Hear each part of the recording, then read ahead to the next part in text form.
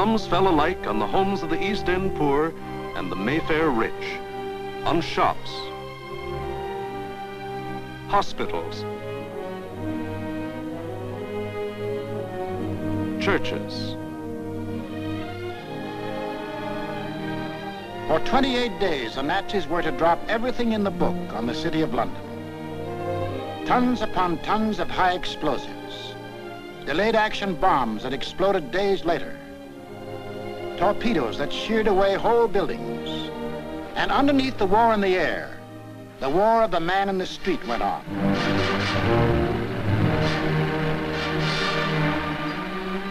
He learned to exist with very little food. He forgot what it meant to have a night's sleep, spending most of his time underground in the damp and dark and cold. Hello, Mrs. Fox. You're here early tonight. Well, I'm on the safe side, aren't I? I think that'll be all right now. Yes, that's grand. Anyway, I'll be back in a few minutes if you want me. Now, how are we going to get you up there? Get a young man to lift you up. Tiny? Hello. Come get this young lady a lift up. Righto, I'm coming.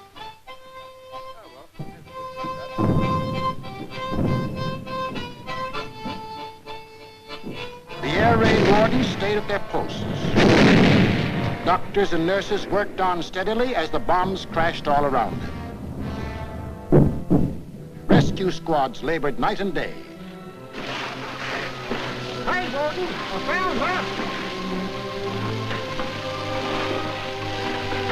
Is she dead? Right, sir. Firemen said, nuts to the bombs and battle to put out fires. This was life in the Blitz.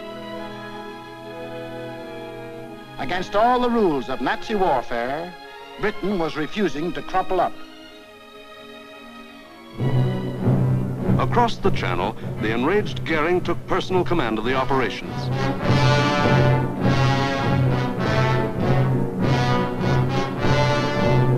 And on September 15th, he sent the Luftwaffe into one of its greatest attacks.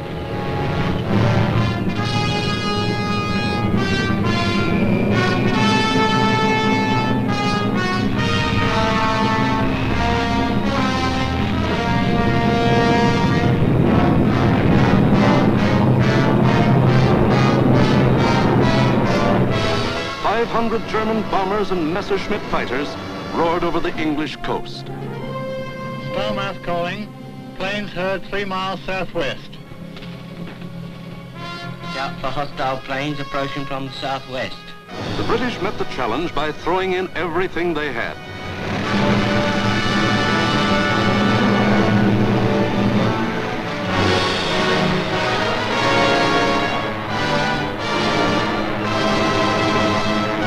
An historic three-dimensional battle took place inside an area 60 miles long, 38 broad, and from 5 to 6 miles high.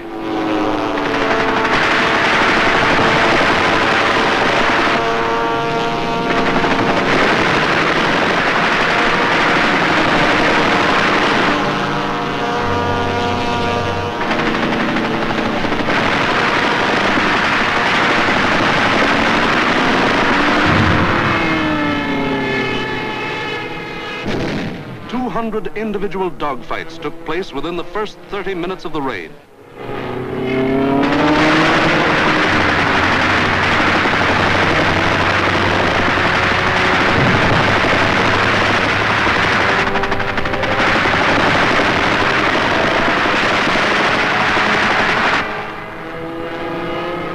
Right on our own doorstep. Oh, what a splash.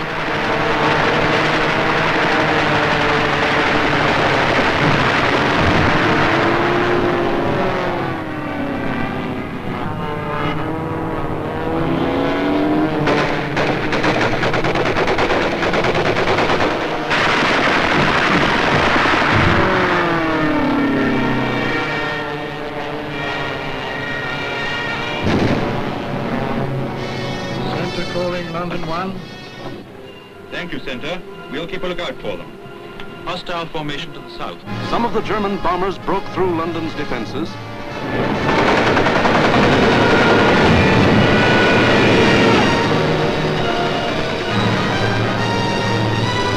the center of the city.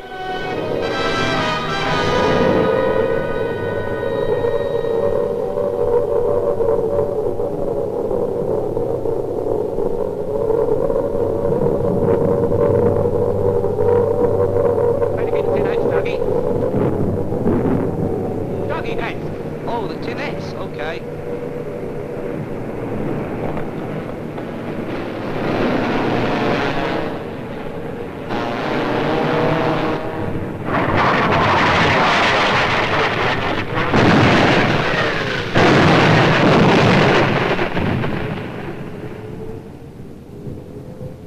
Doggy! Doggy, where are you?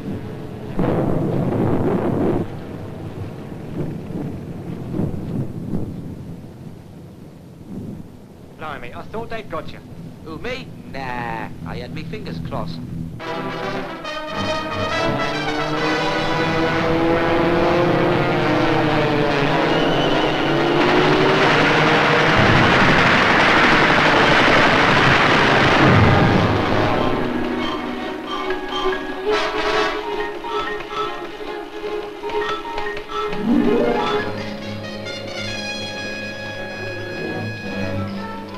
Air Ministry communique. The biggest bag yet. 185 enemy aircraft shot down. End of message. Of the 500 German planes that came over that day, more than 1/3 were shot down. In the 28 days of terror from September 7th to October 5th, the Nazis dropped 50 million pounds of bombs on the city, killed 7,000 helpless civilians, and wounded 10,000 more. Bombs fell on Buckingham Palace,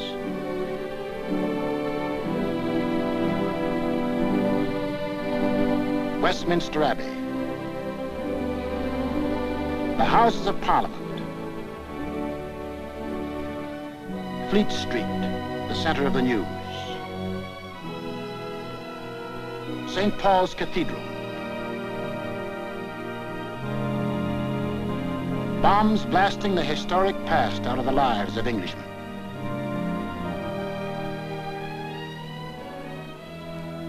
But in these 28 days, the Nazis lost 900 planes and their crews. The more they sent over, the more were shot down. The British Spitfire had proved to be one of the deadliest weapons ever put in the hands of man. If this kept up, pretty soon no more Luftwaffe. The frantic Nazis had to pull a new one. They did. On October 6th, they changed to night attacks.